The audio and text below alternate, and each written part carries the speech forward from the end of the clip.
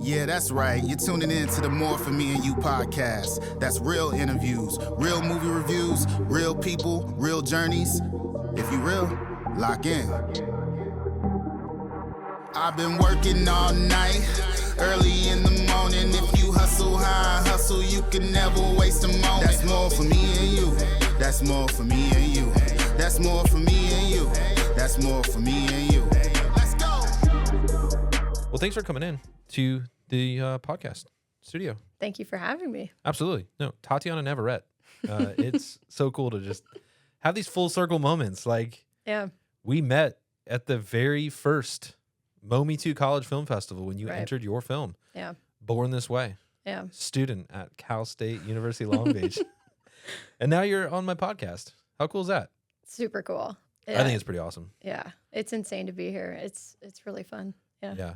Well, I love the fact that we have these full circle moments with certain guests that we get to talk about, like the days that we met. And not only that we just met and did that, but like you've been an avid supporter of what we've been doing at Mometu. And so I've been an avid supporter back to you and just following your journey out of college as an AD. And I think it's awesome. And so definitely need to have you on and talk about your journey and talk about what you're doing now and kind of your aspirations for the future. Love to get into that eventually. But I always like going back in the past a little bit for each guest because giving context for people's lives and like where they grew up and who they are and like, you know, their influences and stuff like that really helps paint a picture of like what you're doing now. So take us back to young Tati. Where are you from? Like, who were you as a kid? Like, you know, and what kind of things you got into? Okay. Sure. What kind of trouble sure. you got into? Oh gosh, all the trouble.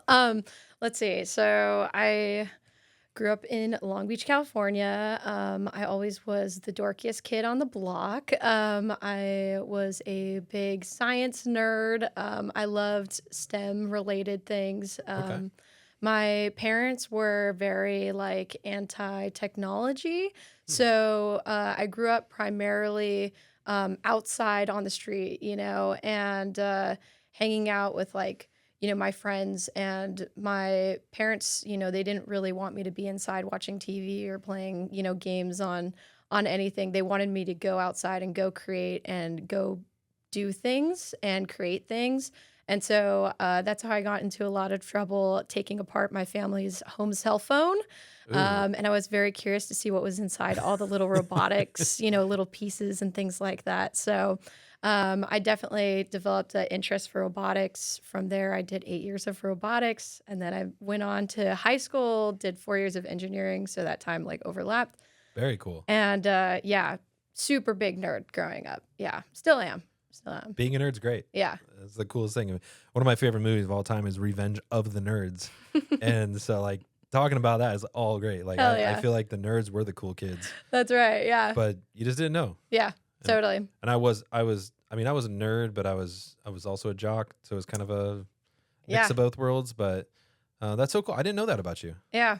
Yeah. It was one of those things that like growing up, my experiences were very different from the other kids that, you know, grew up even just on the same block as me. I think a lot of people, you know, a lot of new technology was coming out like iPads and cell phones and things like that. And I found that all of my friends would be inside, you know, being on electronic devices and things like that, where I'm like outside with my family's like video camera going, okay, dude, this is going to be so funny. And we're going to put it on YouTube and it's going to be hilarious, you know, or like building things out of clay, building robots, jumping in my family's recycling can and taking old cardboard boxes and motors and things that I would find and build robots, you know, and that was just so fun for me. Such a different lifestyle. Like thinking about when I was like that age. Yeah. We didn't have like, I mean, maybe YouTube, I think, might have just been getting started. Yeah. Yeah. I mean, the camera we had was to record like my soccer games. So Totally. that's so cool that you have such a different experience with that and like getting into just even starting to film at that point. I mean, Yeah. which kind of led you to get into what you're doing now, which is really cool. So you left the robotics world, or you were kind of doing it at the same time. Yeah. And you started filming, and then you literally won a film festival, like the Cherry Hill Film Festival, right? Yeah. Shout out to Long Beach. Let's go Shout Cherry out. Hill. Yeah, no, it was pretty crazy. I definitely feel like choosing to go into film, I felt like it kind of found me. My family, we would, watch movies every Sunday. That would kind of be the thing we would do together. We'd put in a VHS tape and watch. And for me, the thing that I'd always find really interesting is the behind the scenes features. So I'd like, shuffle through and I'd just watch how like a crew would move and how they make magic, Yeah. on screen. And it really captivated me. I found it very fascinating. And so, pretty much from there, once I got into high school, I just started playing around. The school I was going to, super nerdy robotics school, was studying mechanical engineering at the time. They gave us iPads to like learn and do things with, and they had iMovie on it. Okay. And so yeah. I thought, well, there's a camera on this iPad and there's an editing software. And that's how I won the film festival. No way. No joke. I wrote my own script. I was What was like, it about? What was your film about? so it was called When I Heard in Color. Okay. And it was basically about this girl who's deaf. And basically, she was being outcasted in the town that she was in. And somebody showed her kindness. And when the kindness was done, basically, someone gave her a flower. Her whole world transformed and changed into color. So it's just all about the beauty of kindness. And that's the thing. I mean, I look back at the project and it was super grainy. Like, I don't even think 1080p, maybe 720. Oh, wow. Because it was like an old iPad. And, first time editing, first time putting in music. I did like a voiceover in it too. It was a whole thing. It was totally, the format was just silly. But I found that the story, I feel, is what made the biggest impact. And I think that's what ultimately led me to win that competition. I think filmmakers, we get so stuck on the cinematography Yeah. and the sound, the lighting, and like very important components to making a good film. Like, don't get me wrong. Yeah. But the most important thing about any film, any show, whatever it is the storyline. Totally. Yeah. And if you don't have a good story, if you're not a good writer, like no matter how good of a camera operator you are, no matter how good of a sound person you have, no matter how good of an edit you can do, the story is also ultimately what's going to captivate you. Right. Yeah. And there was actually a film in our contest. We did a Mometu film contest back in like December, and there's a filmmaker that I'm actually working with now to hopefully we're working on getting her funding to make a feature film, and it's about her experience as a deaf person. She's a Wow. deaf filmmaker. Wow. That's And incredible. So, yeah, Mary Michelle Schaefer. Wow. And so she has a story that is about the deaf experience, and it's been cool to also bring, because of her, we were able to on Momi to bring on a documentary Mhm. about hearing, or the lack of hearing and the lack of services for deaf people, or the autism community Yeah. at concerts. Oh, wow. Yeah. And how like there was people that were literally like they would go to concert, they were told they'd have a person signing, and then they get there and there's no one there. There's no ADA, there's nothing. It's just like, and then the people at the box office were like, "Well, what do you want us to do? Like, we can't just learn sign language and do it for you." Like, Yeah. so it's unfortunate. There's a lot of like a lack of support for that community. So really, any film that can be made to bring light to that community is super important. I think Yeah.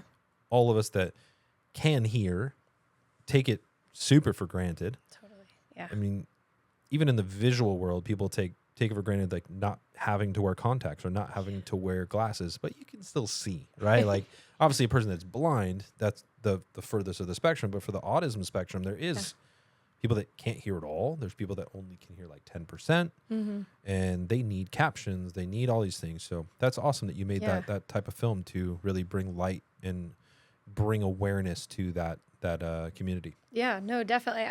It was definitely a incredible journey, and it meant a lot how much it impacted the people that were sitting in the audience, and watching it on the big screen was just such a shocker to me because I had never experienced anything like that. It being my first film, and You were how old when you made that? I want to say maybe 15.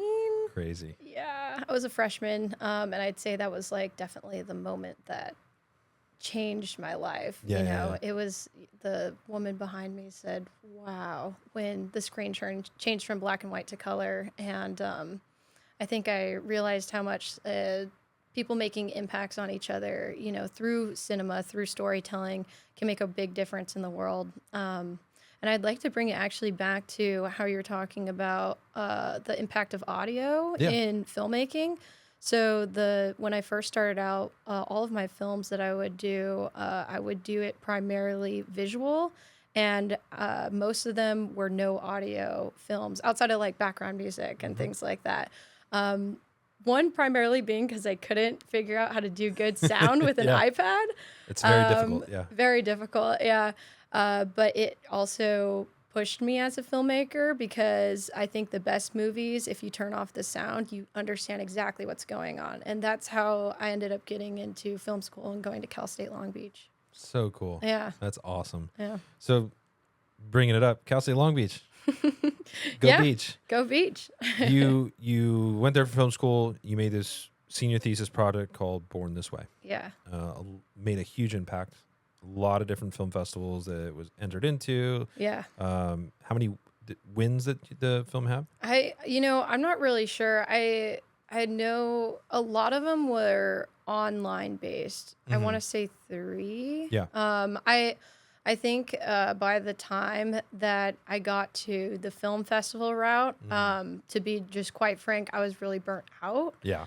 Because it was like 2 years in the making, and I was wearing too many hats, honestly. And I just believed in the project so much, and it was hard to get people on board just because of how controversial it was. But it was screened a lot. And I was watching your journey of like every festival was getting into, and every screening you had. Incredible. I mean, it got into a lot of festivals. I can't remember exactly how many wins, but it was amazing, to experience that and see it impact people in person. So, yeah. Yeah. It's quite a wild thing to think about that was so long ago too. I know. It feels so distant, honestly. It feels like yesterday, but it also feels like 10 years ago, even though it was only like 2. Yeah. Like 2.5, right? So, yeah. And that was the beginning of our journry, which I think was really cool. I got to meet you, got to get you know as a person. Right. And just get to know your genuine heart just for life, for people, I love your spunk. I think that's probably the best word I have for Tati is spunk, because you just bring so much life to everything you do, and even following your journey on social media and different things like that is so fun. Thank you. But you made Born This Way, you directed it. Yeah. And then you get out of school and you're like, I don't want to be a director. I want to be an AD. Yeah. And that's I think that's really when you blossomed. Yeah. Like you made a decision to go down this route of being an AD. Yeah. Tell us a little bit about that decision. Why did you make that decision to go to be an AD, and maybe even tell us about like what you've been doing? Yeah, no, totally. I feel like it started with, making Born This Way. That was an incredible journey. It was awesome, being like, here's my work as a director, and it be doing so well, which is awesome. And then I just needed like a way, I feel, an outlet to not be thinking about the creative side and thinking about like the more logistical side, because that's kind of how I've always grown up, doing robotics, doing engineering, and always, thinking outside of the box and problem solving. So I basically ended up taking on a bunch of other senior thesis films. Yeah. And I think I did like maybe 6 of the 10 as the first AD.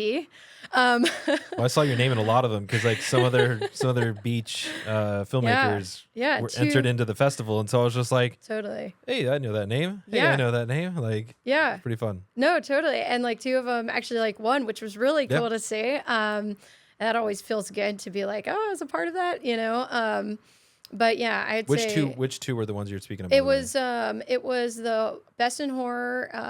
Why am I blanking on the name right now? Oh, It was Abraham. with Abraham. Yep.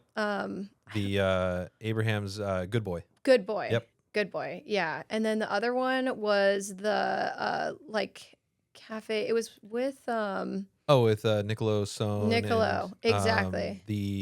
There. It was there's called like, Swipe Right. Or I know yeah, the Swipe Right series was series. called Yeah, Swipe but I Right don't know what the series. But then it was episode oh gosh, what is it the was name like of it? at the bar. It was at a coffee shop that Yeah. had a bar. Yeah.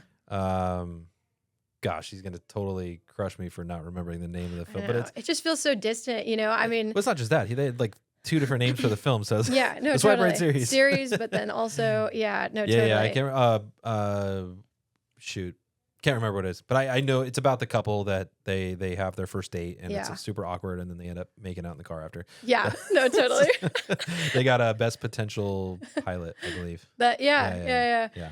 It's interesting, Or like best comedy. Best us comedy. stumbling It was on best comedy. the name. Oh, best comedy. It was best okay. comedy because that they were doing it as a series. That's why it was. Yeah. So they Yeah. took the individual episode and did it as a comedy. Yeah, And then the Ben Vandermeer Yep. with Gutter Punks. yeah. He won best pilot. So good. Which also, yeah, Ben also went to Cal State Long Beach, Yep. was in the same track as me and everything. Super good. Yeah, We had a he's lot funny. of Long Beach films. I think in our first festival we had 21 films. Yeah, 22 films submitted. We selected 19 of them because we're like, we need as many Because you films need- as possible. Yeah, yeah. And I think we selected like 20 of them, or 20 or 22, 21 of the 22. And then 2 people pulled out because like they had conflicting festivals, yeah, or yeah. one couldn't get the permission from their school to like let her have her film in, which was such a bummer. That's so crazy. It is what it is. We don't work with that school anymore. I'm not going Right. to say which one it is, Yeah. but so yeah, we had 19 films, and I think of the 19, I think 9 of them were Cal State Long Beach. Wow. Like it was an Yeah. overwhelming majority. Hey, you know, But hey, it's that's local great. local film festival. You get the local schools. Yeah, So totally. Now totally. to grow it, we have 83 films this Hell year yeah. that were selected, not just Amazing. submitted, but selected. Yeah. And then 38 colleges and universities. Yeah, incredible. Been pretty fun to watch it grow. Yeah, no, totally. Like last year when I was judging, I think I watched almost all the projects. I think there was some where I like kind of started and I was like, okay, I know that's not going to win. So I just like kind of Yeah. went to the end, but because it is really hard to watch that many projects and It judge is. that many projects. Yeah, because you were a judge last year, Yep. and you did all of them. Yeah. Whereas this year you helped with just one category. Focused Maybe it on was 2. one. It was 1. I think one. it was just the one. I did Yeah, yeah, just yeah. comedy. That's but, right. Yeah. So, which was great. We had 22 judges this year Wow. across That's great. the 7 categories. We made sure we had a lot of representation. Yeah. 2 that graded all of the categories. So those people actually watched all 83, which is wild, Incredible. and judged them all. And then a bunch of other ones that did their thing. So, Yeah. but we can talk about the festival in a little bit. Yeah. Getting back to you as an AD, it's just tangents. So, but as an AD, like, what have you most enjoyed about being an assistant director? Yeah. Why is this your path? There's too much that I enjoy. Yeah. I love logistics. I think I love making people's dream come true. And pretty much if somebody's like, I want a big white elephant with pink balloons surrounding it, and I want 10 men in circus costumes plus someone in the middle and they're caught on fire. I'm thinking, okay, we need a stunt coordinator, we need a fire team, we need Yeah. this. And I have like all of these things that I'm like, okay, this is what I have to line up and then knock down to make that dream a reality.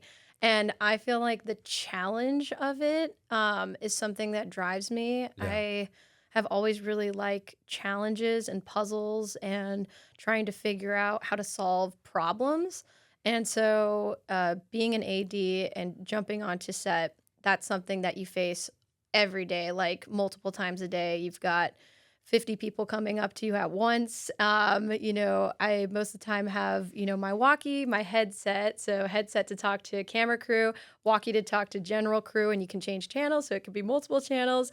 And then my phone, which I have text, and then actors coming up to me, directors coming up to Crazy. DP, anybody else in person. That's wild. Yeah, and phone calls. What a and cool emails. challenge though. So you like operations, obviously, because Love. that is It's my thing. Yeah. Yeah. I love the chaos. You talk a lot about it on TikTok. Yeah. Like, Yeah. and I honestly, I've been following you on Instagram. Didn't even know you had a TikTok until recently. And then I'm like, oh, Tatiana Films. Look at that. Talk to us about that journey, because it's really cool. You post a lot of videos, but tell everyone about your videos and like why you made that channel. And Yeah, no, totally. I kind of have always been interested in like creating media. I've always found educational videos really interesting, and I feel like I have things to share that people could grow from too. So I'm like, why not share? And I love the idea of creating and then also entertaining people. Yeah. I feel like the entertainment value of content makes it so interesting. So very yeah. good with your eyes, by the way. You're like always like the eyes you move around, like so funny. Oh gosh. Yeah, I think it's one of those things that like over years of like seeing myself, watching myself back, I'm like, oh, this could have been funnier, this could have been, but I'm also a natural perfectionist. So it's kind of tricky to make content when I'm always thinking, I hate my voice, I hate this or whatever. But yeah, I started doing YouTube back in like 2017, and it started with like my film channel. Then I had a science channel. And then I started posting on TikTok, and that was primarily focused on LGBTQ like content, because I was trying to find an audience for the films that I was making, which were very focused in LGBTQ related stories. Built the audience. I mean, it was just insane. Like I had a video that had like 8 million views. That's wild. And I'm like, how? Who cares that much? Like I was just making this silly video and it just blew up. Yeah. And then now I have my next new YouTube channel, which is really cool. It's called Totally Tati. Really excited about it. I've been posting on Instagram since I graduated high school. So yeah, it's fun to make content. I just really enjoy like teaching people and helping entertain, Yeah. Tell us about Totally Tati. Yeah. Well, I'm really excited about this one, to be honest. It's something that I've always wanted a personal YouTube channel. I think a lot of my YouTube channels are very focused on like, helping others. And I would say this one definitely does that too, but it's very focused on what I'm up to now, which is like assistant directing.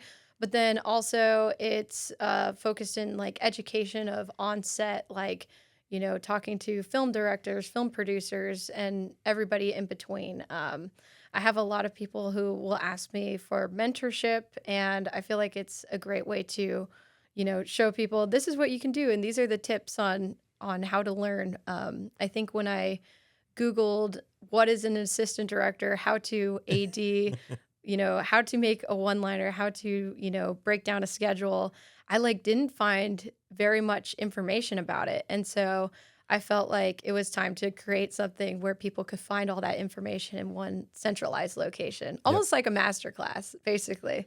No, I think it's great. I think if you're looking at being an AD, you get that focus. I think some of my favorite TikTok accounts lately have been filmmakers or producers or casting directors talking about their specific job. Yeah. And it's really fun. It's really interesting to learn about, not just about a job, because like you can learn about things like that. Yeah. Anywhere, again, you can Google something, use ChatGPT, whatever, to learn like the definition of what it is. Yeah. It's really fun to learn from someone who's actually in it and say, let me tell you about my experience that I just had. Like, or like when you're like, hey, I AD'd, was it Lady Gaga? Kesha, sorry. It was someone. I was like, someone's music video. So you did Kesha's music video, and like you got to talk about your experience with that. Like that was crazy. Yeah, it was awesome. Can you tell us a little bit Sure, about that? Like, sure. what was that like? I know, right? Without breaking any NDAs or whatever, but it was amazing. It was so fun. Pretty random, honestly, how it came about. And this is another big question filmmakers always ask. How do you get on set? How do you do? It's the network. It's like everybody there you're interconnected through.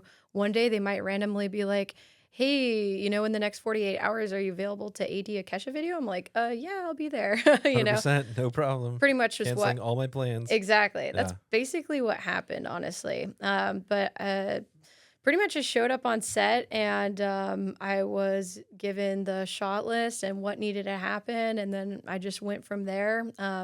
There was 12 hot guys without shirts on that needed to be like oiled up because like for her, she wanted this like it was kind of interesting. It was like a crossover of like our now I would say like generation, up and coming generation mixed with like religious ideology. So it was like the 12 disciples of like gay men. Mm. So that was pretty wild to figure out because first you've got like the table that has to be beautiful, incredible, food all like galore. And then you've got Kesha, who is the talent, who has to be ready for this like insane, feat that we're about to take on. And then also And you she have doesn't these like, 12 and guys. she just doesn't come in for the whole thing. Like she's showing up as soon Yeah. as it's her time. So Yep. everything else has to be ready Everything and done. has to be ready. Yeah. Everything has to be set. Exactly. It's Yeah. a fun challenge for you. It is. Yeah, it was good. I mean, I'd say the big thing that was tough is in terms of scheduling, because I was given everything pretty much on the day.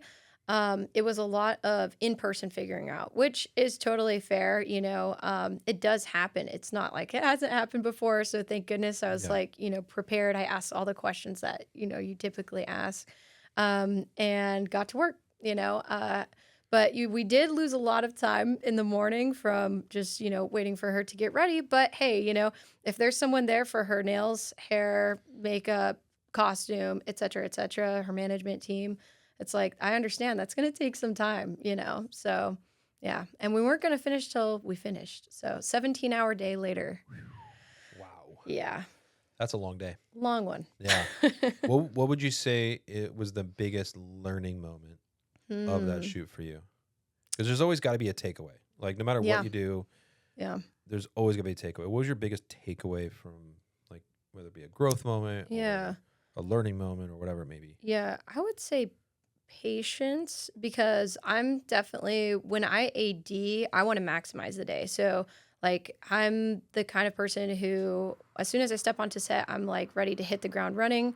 And I think when I got there, everything felt like it was happening in slow motion, which I'm not used to. But because I think the producers had this understanding of like, we have one day to do this right. Yeah. We're not going to leave here till we get it. And that, I think it's probably marks the longest day I've had on set. And it felt long, it felt long. But I think that's the thing, having a good attitude, being patient, constant communication with the right people. And as long as you keep moving forward and you know what the next step is, you're going to get there. And there's no reason to throw a tantrum of being like, we're at 14 hours. Why aren't we, going faster or whatever? I think that's totally not the way to go about it. Just, have patience and know you'll get there because, well, they had the budget for it. So True. Yeah. Right. I would hope that Kesha has the budget for it. So let's talk about your most important opportunity coming up soon. Ooh. You get to AD the Mometu College Film Festival coming up soon, July 26th. So excited. I'm Can't very wait. excited, not just to have you be a part, like you were a part of it last year Yeah, in the red carpet capacity. that was so cool. So getting to interview people like myself, Yeah. the other filmmakers. Yeah. But I feel like, you did a great job. But I Thank was you. just like, you know what? Let's get Tati into her wheelhouse. And we need help, obviously, with the operations of the festival, Yeah. making sure that everything is in the right place. Yeah. And I think one of the hardest things for myself is that, starting anything, when you start something up, you have to be hands-on as much as possible. I'm like, Totally. how can I still be hands-on, but also take my hands completely off so that I can make sure I focus on what's most important, at least to the festival outside of the operations side of things, Yeah. which is our sponsors, our filmmakers, Right. our best picture judges, like making sure that I'm ready for even like the introduction speech that I'm going to do. And Yeah. not forgetting like skipping over someone's name that I did last year. Like when no. 'cause we had like 2 D names and I went D and then I skipped to the next letter and I was just Aw. like, and then Danny was like, what about me? I'm one of the judges. I was like, I'm so sorry, Danny. But again, those little things, there's little important like moments of just like, Yeah. I need to be able to focus on all those things. And I'm like, Yeah. who better to bring in than Tatiana? Hey. So thank you, first of all, for agreeing to do that. Of course. What are you most looking forward to? I mean, now that you've kind of been Yeah. involved with this for 3 3 years now, years. first year as a filmmaker and as a guest, Yeah. Yeah. second year as a red carpet interviewer, now you're getting involved as, you know, an AD. Yeah. Like, I just feel really excited. I think the energy at the last year's festival, I mean, it was just so electric. And the way that I think every filmmaker there felt excited and like their voice was being heard. And I think most importantly, that people are feeling like they're being seen and their projects are being seen. It feels incredible because I think like a lot of filmmakers, you know, like for me, I tried to build the audience before the film even came out, you know, where, you know, people they put on YouTube and they get 3 views and they work so hard on it. Where so this hard. It's so hard when I see that. right? I know. And they put their heart and soul and everything. They give it everything. And so to, you know, watch these films on a big screen and get to help, you know, make this happen is, Yeah. I think, great. And for me, I think the biggest thing is to help you not get spread thin, you know, because I feel like, you know, even just hearing like all the little things, I'm like, okay, what can I take? What can I take off of you? What can I, Yeah. you know, hold so that you don't have to hold it, you know? And primarily, like, the way that I always look at things is like, I want you to be the creative. I want you to be the superstar, right? And all I want to do is just handle all the stuff that you don't want to do. You know what I mean? So And that it's all the stuff that I want to do. Like that's the hardest part about letting go. It's that's like fair. these are things that I really want to do. I'm super passionate about this event, Yeah. giving the opportunity to the filmmakers, like having the schools represented, like Yeah. getting their films seen by more people, like even just the day of Yeah. could be more people than they've ever had their film seen by. Which is Totally. weird to think about. Like it's very Yeah. it's very sad to think about. Like I'm just like, man, how can we get to the point of these filmmakers being seen by more people? Right. Which is why we founded it in the first place. Like Yeah. to make it, hey, these films get to be on there for 30 days and be seen by thousands of people. Yeah. I think last year, I don't have the final numbers this year yet, but last year we had just over 55,000 people that saw these films. Insane. And it's So like cool. crazy to think about with like Yeah. 69 films that we had last year. So Yeah. super excited about it. So grateful that you're going to be a part of it. And I cannot wait to just see what happens and just see the impact. And I think with you doing what you're going to be doing in this capacity now, Yeah. I can't wait to see like your thoughts afterwards too, because like being on the red carpet had an experience to it. Now doing Totally. like seeing all aspects of it coming Yeah. together, I just can't wait to hear what you come back with. So Yeah. No, I'm definitely excited for it for sure. Yeah. So what's next for you though? Like Yeah. you're still going to keep ADing, but like what else is next? Yeah, that's a good question. I'd say I have kind of taken the past few weeks to update my, you know, reel, my resume, my, you know, everything. And I think I'm hoping to better myself and put myself in position to take on even bigger projects than the ones I'm taking on now. And I primarily am very focused on trying to get into more complicated production. So ones that involve either heavy stunts in terms of like stunt coordination, and then or also VFX, SFX. And this year I have primarily been working on a lot of projects like that, which has been such a unexpected blessing. And so I'm really trying to lean into that and then put my best foot forward to keep doing that. I've had a couple of interviews, which is Hey. exciting. Potentially we'll be in Arizona, North Carolina, Arizona again. Wow. We'll find out. A lot of traveling. But yeah, lots of traveling and then back to LA Okay. for one of them. But yeah, it's like pretty much a lot of travel and opportunity to grow in that regard. I've gotten to travel to work once before. I got to go to New York. That was awesome. That's a lot. Yeah. Go to yeah. Big Apple. Oh yeah, no, it's super cool. And I'm excited for the opportunity to get to do that with people that I love. Yeah. So I'm That's what I'm looking forward to. I'm definitely going to grow and continue my YouTube channel, and I'll bring you on. Let's do it. I'm down. I'm down. Yeah. Before I ask you this last question, Yeah. if you can speak to those that are listening that may be considering being an AD, Mm-hmm. what advice would you give them? Advice. I would say, number 1, communication's key. Number 2, never put someone's life at risk for a shot. It's not worth it, and it's not that serious. Yeah. I don't care how serious it actually is. It's not. Yep. At the end of the day. And the last thing, block, light, rehearse, shoot, and then maybe tweak, if you have time for it. Love it. Great advice there. So last but not least, Okay. where can we find you?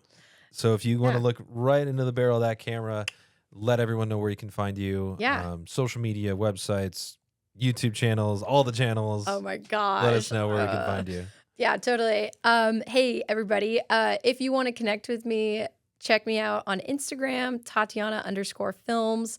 If you want to see me on TikTok, Tatiana_films with a Z. And then if you want to check me out on YouTube, check me out at Totally Tati. And there you go. Yeah. There it is. And if you want to check out some of her red carpet interviews, go to @Mometu College Film Fest and on Instagram and check out her red carpet interviews. They were really fun. Hell yeah. That's a lot of cool with myself, with Will Morissette, who won Best Picture last year, Ben Taylor, who made An Electric Sleep. You got Danny Abraham, who was a Best Picture judge, and also the filmmaker of Stupid Games. So you had a lot and of... your mom. And my mom, she didn't make the reels on the Instagram page. Oh, but, true. But we had you did a lot more of the interviews than that. But those are just ones that I know that made it to the cut, the highlight reels. So cool. Well, with that, let's go to take a break, and we will get back to play a really fun game in just a minute. We'll be right back. Promoting your podcast is hard. We get it. That's why each week we take a moment to promote a new podcast we think you'll enjoy. And this past week, I had the chance to join in on a live episode of a show that's as hilarious as it is insightful, Middle Class Film Class. It's hosted by a group of friends who love movies but don't pretend to be above them. Whether they're reviewing cult classics, breaking down new releases, or diving into deep cuts you've probably never heard of, they do it with sharp wit, great banter, and a love for cinema that's totally infectious. It's like hanging out with your funniest movie-loving friends, who also happen to know their stuff. So if you're into movies, laughs, and maybe even learning a thing or two about filmmaking without the snob factor, check out Middle Class Film Class, wherever you listen to podcasts.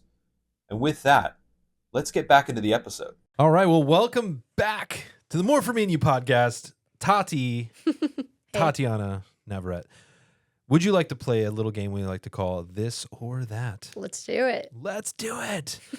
Well, This or That is brought to you by our friends at Coastline Travel.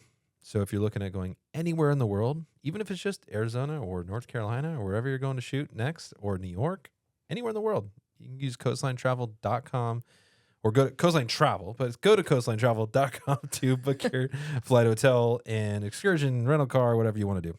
They're awesome. I'm going to ask you a series of 20 questions and then throw the papers all over the ground afterwards. First ones are a little more light, and then we get a little deeper as we get into it. Let's see how it goes. You ready to rock? Yeah, let's do it. All right. Tacos or pizza? Ooh, pizza. Pizza. The Latina chose pizza. Mom and Dad don't hate me. Blasphemy. Read minds or freeze time? Ooh, freeze time. Freeze time? Yeah. Yeah. Sometimes time just goes a little too fast. Yeah, true. Overthink or go with your gut? Go with the gut. Yeah. Yeah. Got to. 100. Big budget or indie film? You've done both now. Big budget. Ooh, she's sold out. Oh. There is a nice thing about big budgets, right? You can do things.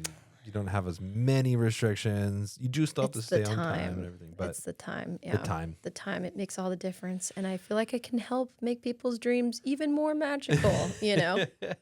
True. But now we got to figure out how to a way to recoup that big budget. True. That's the hardest part. Right. Easy to recoup a small budget.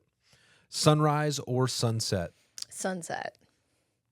What about a sunset? I mean, obviously we're in California, so it's like kind of have to enjoy them. But It's kind of romantic. I like a sunset. I Yeah. feel like you grew up in Long Beach, so yeah, it's like, hey, Signal Hill. You know, it's Yeah. like that view. I love it's a Signal Hill. nice thing. it's beautiful. Then it's like the stars come out and it's like pretty. Yeah. So. One of my I had a sales job that one of my territories was Signal Hill. And Oh, Long Beach really? And stuff. So Yeah, I used to go up to the top there and have like eat my lunch up there and just Yeah. enjoy the view. It's really beautiful. up it's there. so nice. Yeah. Yeah. Dine in or dine out? Dine in. Dine in. Yeah. All right. Yeah. Don't like being around people. That's cool. Or just a select person. Depends. Yeah. Yeah. Karaoke night or movie marathon? Ooh, karaoke night.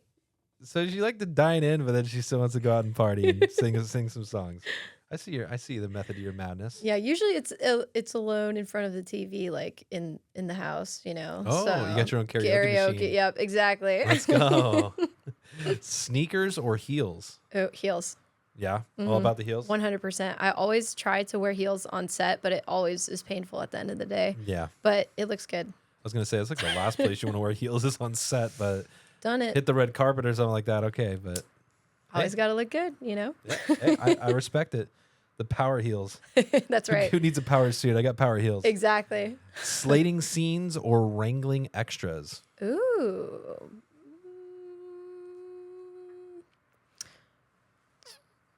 That's a tough one. I do both. It's a tough one. Oh, maybe choose. wrangling extras because I think I'm a people person, so I Yep. like people. So There you go. yeah, Go 5 years into the future or 10 years into the past?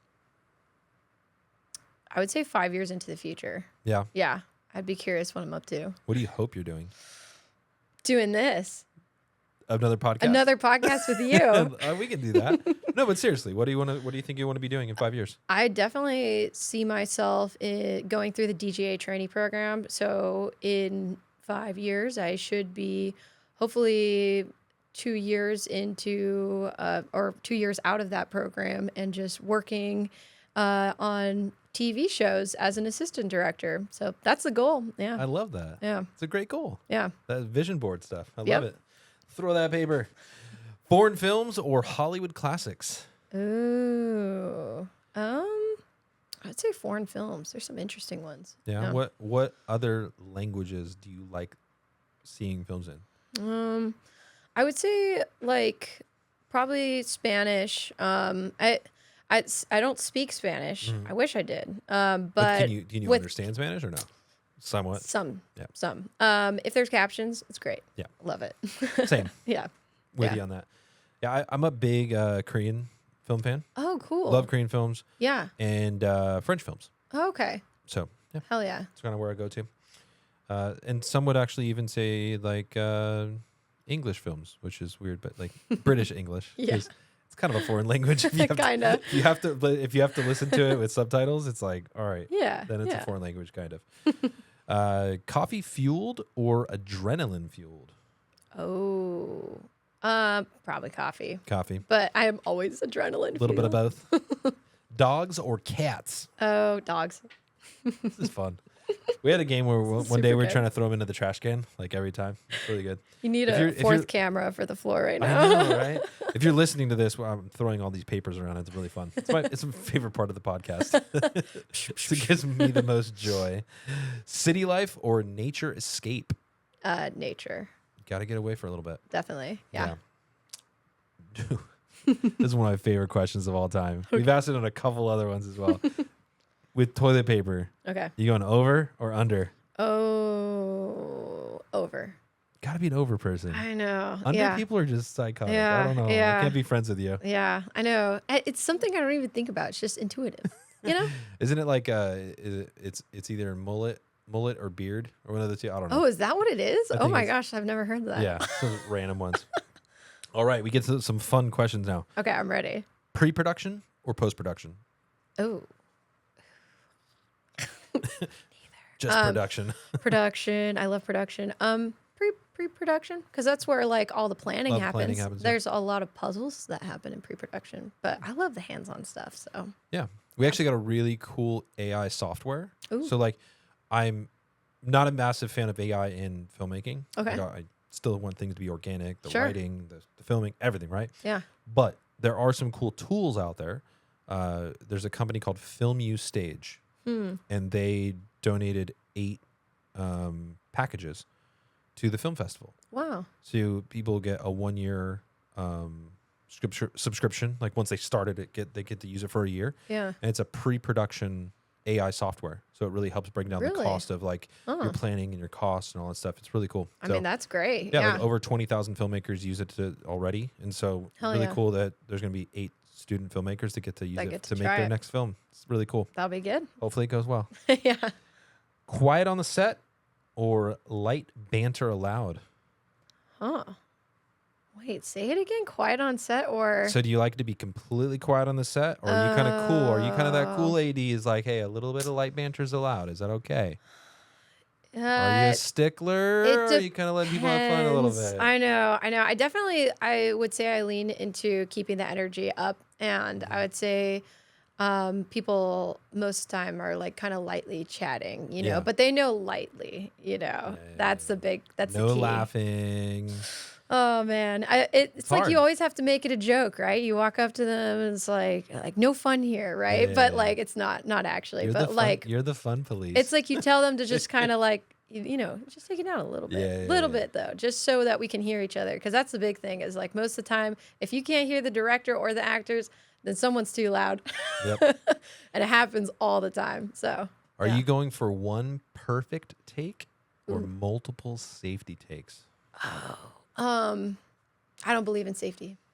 No safety. One perfect take. Just one perfect take. Yeah, Love it. I know. I think if the director says we got it, The editor back here. oh, He's You're like, like, no, "Ah!" don't do it. I think it's one of those things. If the director says we got it, then we got it. Yeah. And then most of the time, if we have literally done one take and the director goes we got it, then I said let's watch a playback. Because then it's like we can confirm we actually Let's got watch it. a playback to make sure that it actually got Yeah. caught on camera. There's no Exactly, issues. in the way that you envisioned it did. Call sheet printed or have you gone digital? Digital, All digital. all digital. No call sheets or nothing on paper. It is weird right now to be sitting here without my iPad. I'm such an iPad person. I Oh, feel like really? I'm always like ready, like all my notes, everything like that. I'm always good to go with it. Yeah. Yeah. I tried doing this or that with my phone. And I was like, it is not as fun. It's not working. Look at Yeah. these little papers to throw on Hey, it. This is like this is good. and it's a big mess. And Ken cleans it up afterwards. It's fun. Yeah. He doesn't have to. He just did last time. I appreciate it, Ken. You I need a didn't say fourth thank you, by the way. camera right Thank you. here, right here. Thanks for picking them up. I usually do it myself, but thank you. Last but not least, film festivals or streaming premieres? Ooh, I've been to both because of you. I would say I really enjoyed the Stupid Games premiere. So Yeah. I want to go streaming. Yeah. Or like the festival. Like for me, I feel like it's one of those things where like when I got to attend that premiere, it's like there's the red carpet and like it's like you're there to see one thing, Yeah. instead of like multiple things. So it's like really cool because you can kind of deep dive into one singular project, and I think that's pretty fun. So Yeah. yeah. I mean, there's definitely a nice piece to film festivals, getting to see multiple projects Yeah. or staying for like multiple blocks, right, or multiple days or Yeah. whatever. But there's just something glamorous about like a single film and just getting to go. And then especially if I know it's going to be on Mometu, which is even better. So, Super cool. Yeah, but thank you for playing this or that. of course. It's a lot of fun. Super fun. And if you ever need to go anywhere, just know that you can go use Coastline Travel. Heck yeah. So go to coastlinetravel.com for all of your travel needs. I use them. Ken uses them. Just kidding. He doesn't use them yet, but he probably should. I don't know. Next time you take a trip. Next time you get a day off, Ken. I'll be using them. There we go. You heard it here first. Awesome. Well, all right. Well, Awesome. with that, we will be right back. Being a small business is difficult, and that's why each episode we take a moment to showcase a small business. And this week, Tatiana picked an incredible one that's near and dear to her heart, City Heart Love in Long Beach, California. They're not just spreading love, they're living it, supporting the community through compassion and action. And yes, they've got incredible merch that helps fund their mission which you should go buy today to help. To find more about them and to show some love, visit cityheartlove.com. Now, let's get back into the episode. Welcome back, everyone. And we're here to talk about a film that you picked playing on Mometu. I give you a task. Go to Mometu. Shuffle through all 10,000 or so titles that we have and find a movie that you want to do a review on. You gave me a couple that you're like, hey, I'd love to do these two. Yep. One of them we already did. So you're like, I guess you're kind of, stiff-armed into just one. Yeah. And you picked Mermaid Down. Mermaid Down. Yeah. And if you haven't heard of Mermaid Down, we're going to go ahead and play the trailer right now.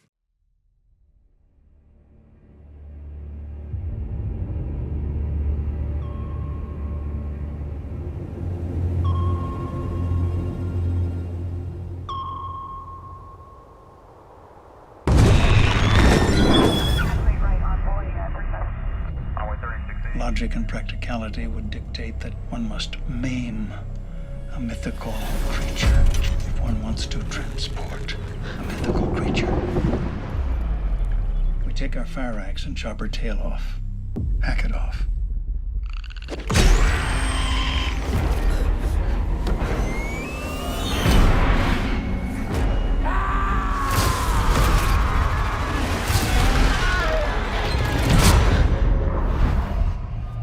She thinks she's a mermaid.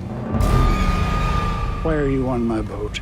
I'm Dr. Byer. Dr. Byer is not dangerous to any patient. He did something to me. We're psychiatrists. For the disturbed.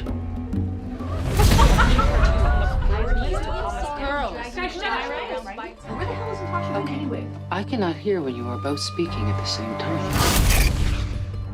We're here to get better, not watch HBO. My dear sweet case study. You're going to be the most interesting patient to look at.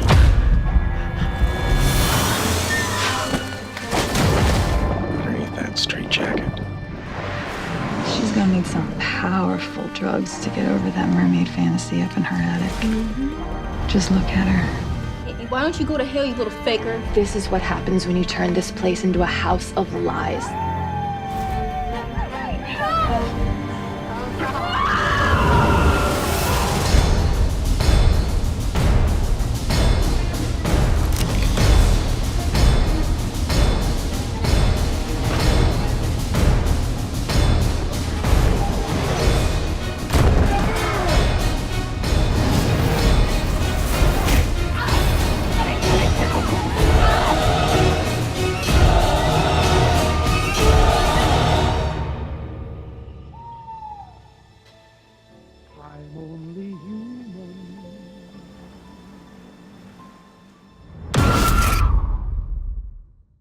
Cool. So Mermaid Down, incredible film that just very unique story.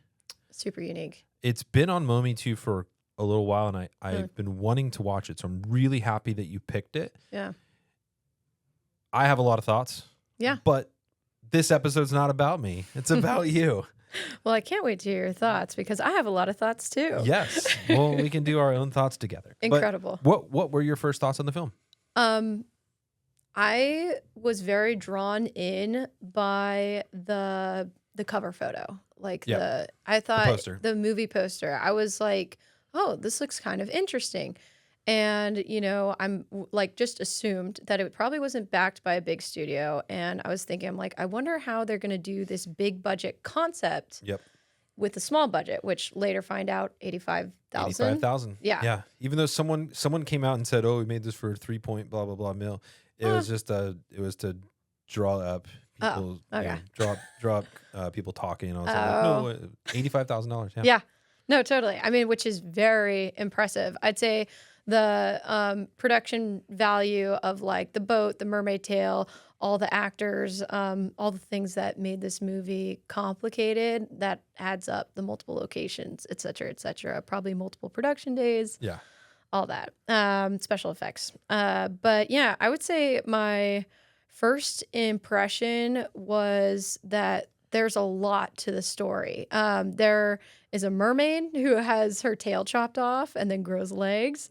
There's a basically like serial killer guy who is like the psychic or psychiatric ward. Psychiatric yeah. ward guy. And then there's all the girls who live at the psychiatric facility. Yeah, the psych house, whatever you want to call it. And yeah. a ghost. There's a lot of things that are There's going on. so much going on. I was like, what? And I was curious, like, how do all these stories come together? How is this all going to get interconnected? But it was definitely quite the ride. I definitely really enjoyed the sound design for the project. I think there were some moments where it was maybe overstepping on like what was just going on in the project, but I was very impressed for, what they had. The sound really kind of brought me along with the characters and the journey. Yeah. Yeah. So I think first and foremost, my first thoughts, my first take. Yeah. I feel like the bar scene at the very beginning was not needed at all. It's like the that first way, scene. too. It's like this old man just starts talking about chopping a mermaid's tail off and dragging it behind a boat. And I'm like, Yeah. okay, like that's Yeah. interesting. But then it's like they should have just started with them catching a mermaid. Totally. And then maybe talking about that on the boat or something. I don't know. It was Yeah. a differently, but the very beginning was just kind of like, I don't even know all if they right, where is needed this it. going to go? And like, I don't even know if we need it at all. Yeah. Because they It's like- both, are we spoiling? We're not No, spoiling. there's no spoilers like at Okay. this point. So it's just like, I just felt like at the beginning, I was like, yeah, it's kind of a weird way to start a film. Yeah.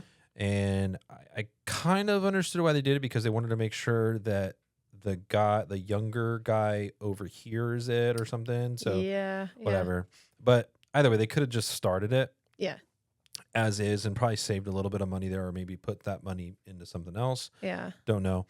But outside of that, I feel like the film did a pretty fair job. Yeah. Especially knowing the budget now. I know. Afterwards. Yeah. There were some things, especially like the mermaid tail, that I thought was kind of funny when she would like smack someone with it, and I was just like, can you move your tail like that? That's cool. Like, I think that's interesting. Yeah, and then but then it made sense that there was kind of this fantasy Yeah. level of it. So it's a psychological horror, Right. but then it's also kind of mixed in with fantasy, and so like Yeah. that doesn't happen super often. Right. Totally. It's either kind of leaned into one or the other. Right. So the fact that they balanced it, like, it was a little unique. Yeah. Definitely. How do you feel that balance was for you? Did it distract you at all? Was it a good balance? Yeah. I felt very intrigued by all the things that were going on. I was very curious to more about the characters, I think, and seeing more character development. That's why I feel like the beginning, if you just cut that out, it's like those are two less characters that you don't need to like kind of get to know. And then But they're still important. Like in the beginning, like they still have the leads- boat scene, but they don't need to have that little bar Yeah. cameo thing. I don't know. Totally. Which they had comedical elements in that beginning, which I actually chuckled and I was like, oh, this is like seems pretty good. And I was Yeah. like kind of interested. But yeah, I felt like there were some elements personally I would just, personally cut out just to bring the focus really to the story at hand and be a little less like spread out on all the different things that are happening with each character. And just like create more story driven, drama in that regard. But Yeah, that's I fair. mean, that's the thing. It's a creative choice. Everyone's different, and I just found the fantastical elements really interesting, like her being a mermaid and then watching her transform and like even the sound design of the way that she communicated and then the sign language element. I mean, there's a lot to this film. I mean, I had like a long list because I was just trying to be very intentional as I was watching it. I had like a long list of notes of things that I'm like, like I'm curious why they did this, or I get they did this because of that, I noticed they were playing a lot with reflections, and even with like the ghost, they were doing a lot of plates, so they like film it with the actor and then take the actor out and then film it again. And I don't know, I thought it was an interesting creative choice because I don't really see that in movies that often. So they used it a lot, and even in like really dark scenes, like they shot through a window where you think like the actor is not behind the window and then you realize they are, and there's like this distance thing going on that is just very interesting, you know? They even had the moment of like touching. Yeah. Saw that with like the ghost touching. Totally. I think that was really cool. Like and again, to do that all with $85K, it was pretty impressive. pretty impressive. Yeah. As far as the cinematography, how do you feel like I mean, you talked a little bit about that the double plates, right? Like Yeah. plates and the window. Sorry, but No, you're good. as far as the cinematography, like as a whole, though, like were there any choices that you feel like they could have made differently? Like I think even though I think about like the outside scene, and maybe it was just location, so maybe that's just what bothered me. But Yeah. the outside scene where they escape and they're like kind of going down toward the water. Yeah.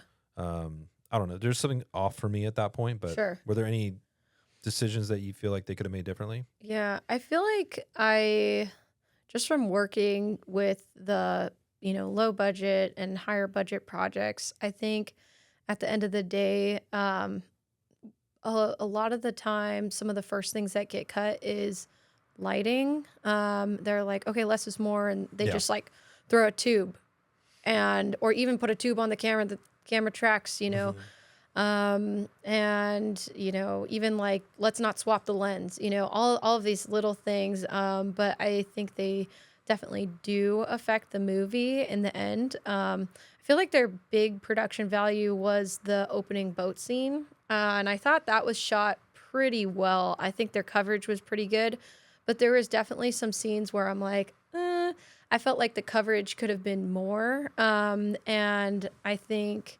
they're just using like a really long take that could have been edited differently. For sure. But they're trying to reach that, or is it 90 minutes or hour 30 basically? Roughly. I mean, right? Yeah. Yeah. And so part of it is the thing with indie films. And like, this is why I really love the films you have on Mometu. Yeah. Because you get to see those moments of like how you can stretch a budget. Yeah. But you also every now and then get the moments where you're like, okay, I can see that you stretched a budget. Yeah. And so it's kind of like you're damned if you do and you're damned if you don't, right? With a low budget. But with this, it's you have these moments where you more than likely figure that you only had one take for this. Yeah. And you got what you got. Right. There's a beauty in that. Mm-hmm. Yeah. As a person that understands film and has been on set and you see it in person, for a person that's someone that's outside looking in and doesn't understand those little caveats and is just looking at it. Yeah. It can sometimes be a distraction. Yeah.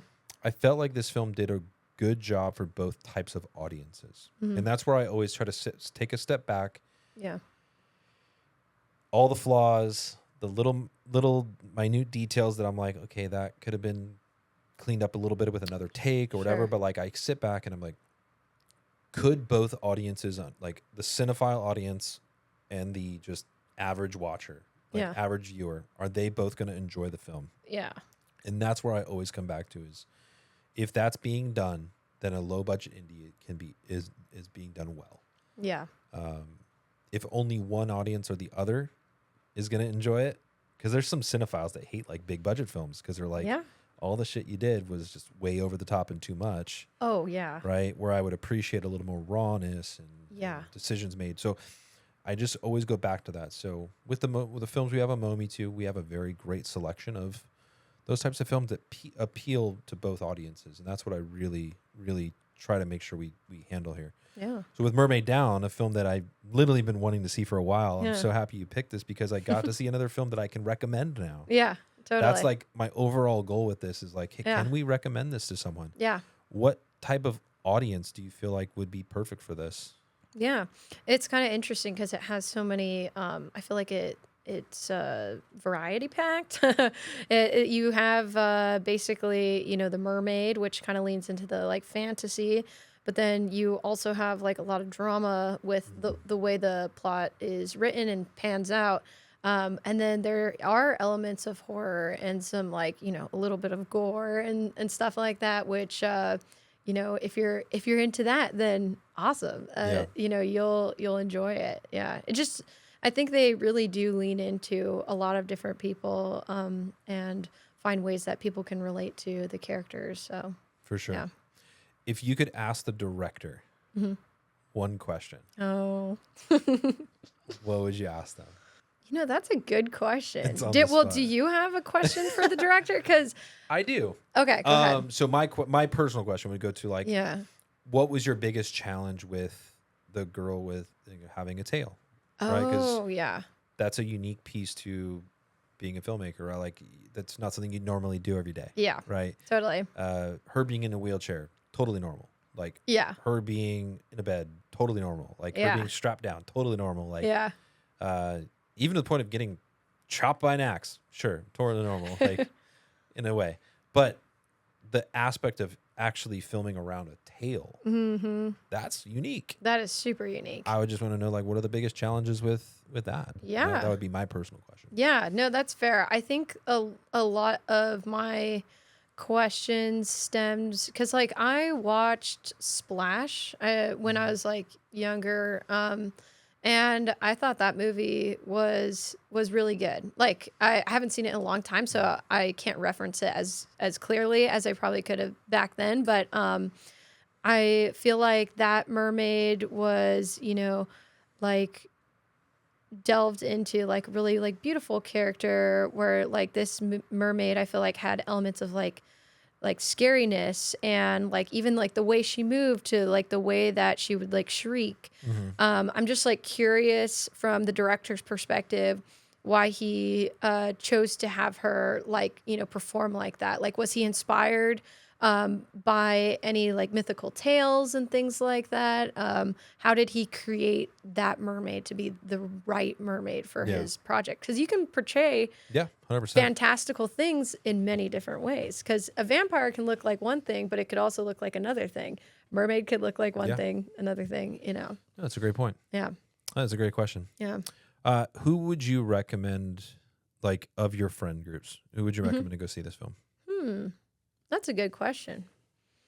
Who would I recommend? Probably my sister, honestly. I feel like she would like it. I think she would be interested in the characters. And I feel like, watching this film, it kind of felt nostalgic to me, which I don't know if you got that, but maybe it was the score that gave it the nostalgic vibe and maybe the overall look and the fantastical elements of the mermaid. But I think she would be really into it and she'd be into the characters and like all the girls and the drama that plays out and all the little things that make them tick. So, yeah, I would say my sister. Yeah. Hey, sis, go watch Mermaid Down. Yeah. Hey. Awesome. Last but not least, and something I'm trying to bring back and do, but you got the Mometu star here. Hey. Okay. Okay. 5 stars out of Ooh. 5 stars. What would you give this film? Okay. That's a good question. Out of 5 stars. It's so hard to do 5 stars because it's like, 10, it's like you can, I mean, I would Well, say. it's really just half stars. So it's like, I know. Can I do like a 3.5? sure. Does That's that allowed. work? Yeah. I feel like it was. 3.3 stars? No. I would say it was really entertaining.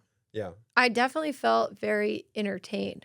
But I also am very I'm someone who really like can spot the low like the elements of like that what makes something low budget or like the you're a logistical filmmaker. things. Yeah. And so I think maybe that element got me distracted, maybe a little too much, but I'm just a hyper perfectionist, But if someone wants to be entertained, then heck yeah, go watch this movie for sure. Yeah. Yeah, I'd probably go like a 3 out of 5. Yeah. Very entertaining. I watched it, and I would definitely recommend it to people. Yeah.